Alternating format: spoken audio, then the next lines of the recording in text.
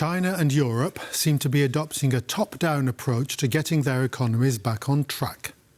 Policy by directive and regulation. Is this our brave newish world now? Why not let us just get on with it and let market forces sort everything out?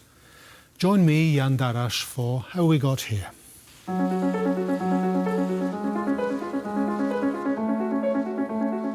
Money. Dollars, euro, the yuan, and so many others. They are the fuel that ignites the engines that our world runs on. Money is the lifeblood that flows through the veins of the world's trade organism. This organism's most volatile organ, in the eyes of many, is China. Wars are fought over money and over who gets to be the most important part of the organism. Though in the modern era, these wars seldom require the use of arms and military force. Trade wars are an entirely different beast. While there is one possibly brewing between the US and China, another lies on the horizon, and it involves the European Union. For the first time since the Cold War, we must genuinely fear for our self-preservation. And the reason for a unified response had never been so compelling. Mario Draghi's words refer to his report on the EU's competitiveness. His warning essentially means that if the EU does not reform its economy, it will not be able to compete with China, or with the US for that matter. One of the most telling blows in this simmering trade war were this year's tariffs on Chinese EVs imposed by the European Union. Clean energy is a sector in which Europe wants to lead, and China offers fierce, if not dominant, competition through its robust EV industry. While the move is considered a step in the right direction for the EU, in the eyes of its leaders, it is nothing more than a breeze against the storm of the Chinese economy. On protège trop peu. We have always behaved as if our market was an element of regulation, but we do not protect it. The Americans, the Chinese protect their markets. Les Américains et les Chinois protègent leur marché. More than a decade ago, ahead of his rise to power and even in its early stages, Xi Jinping was seen as a moderate who would cooperate with the West on its own terms. Instead, he is a hawk who has confronted Western economies with a wake-up call about their dependence on Chinese manufacturing and export. Some experts say a trade war between China and the EU doesn't benefit Beijing in the long term, that cooler heads should prevail for the benefit of all. But this is a song that has been sung for years, and the last 8 or so have shown that short-term decisions are becoming increasingly fashionable.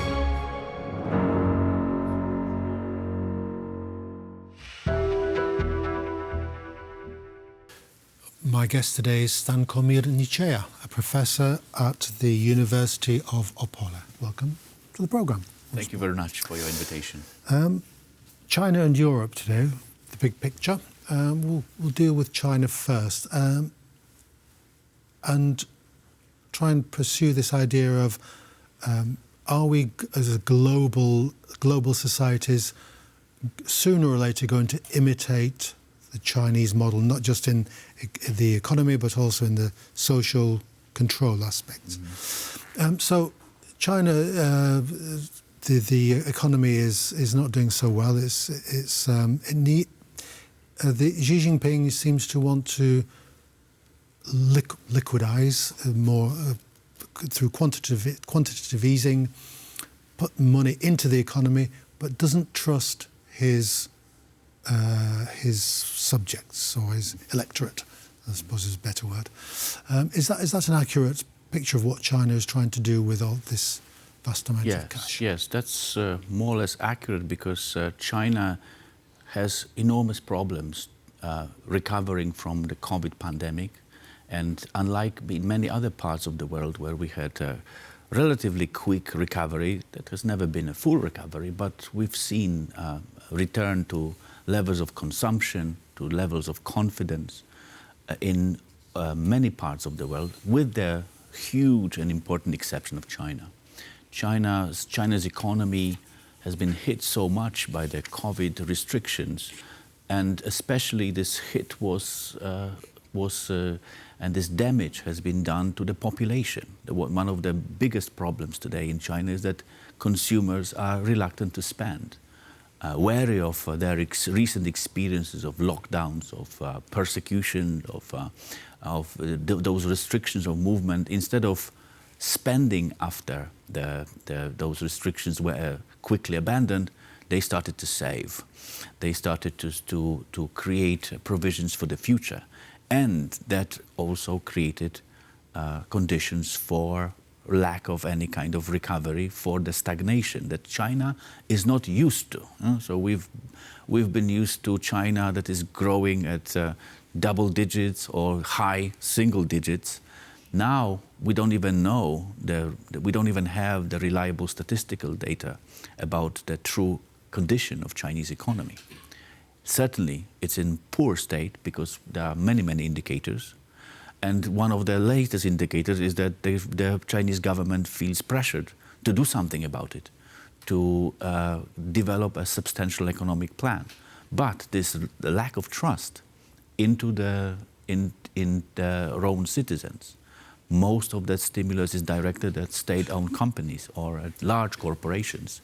That much of it is in the face of cheaper credit or laxer regulations concerning the stock or bond market. So these are the measures, and this is the hope that those measures will result. Certainly in the short term, we will have a boost to the economy, but of course the most important aim is to create a lasting growth and conditions for longer recovery and for the dramatic change. But when we look at, for example, the most serious problem with Chinese economies is dependence on the real estate, on the on the market developers that many of those huge companies went bankrupt. Yes. 70% Deserted towns of the assets of ordinary estates. people, more than 70% is in real estate. And how many houses can you build when you have a population that's reluctant to spend, that sees its number one avenue for investing as dangerous?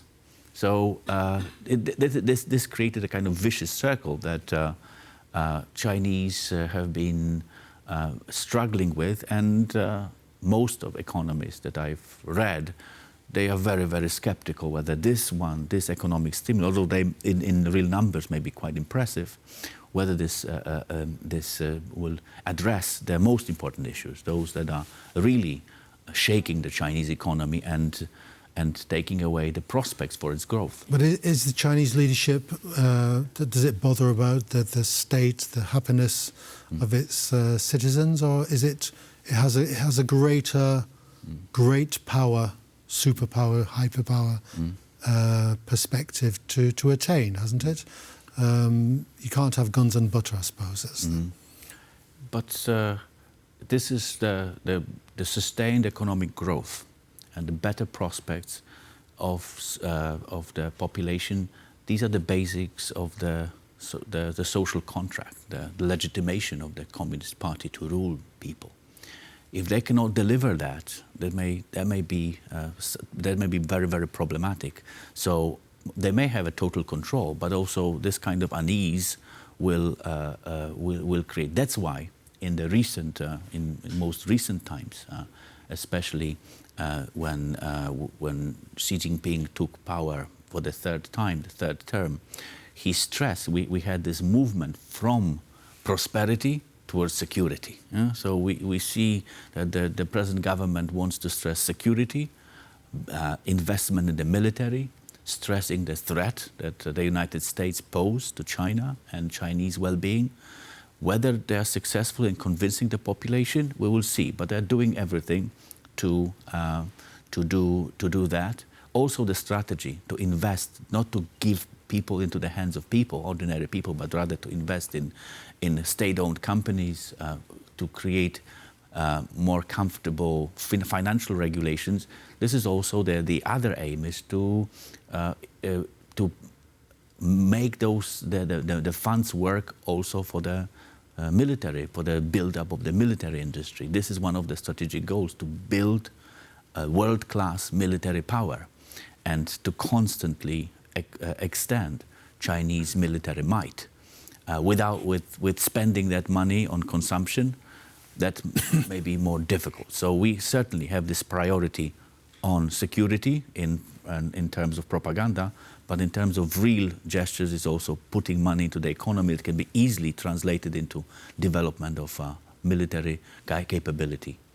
Are we in danger, if that's the right phrase, of imitating the Chinese model in terms of there's the Draghi report earlier this year about how we must become more competitive, how we must have more security for Europe, how we must do this, that. It seemed to be another top-down, directive-driven thing from the EU.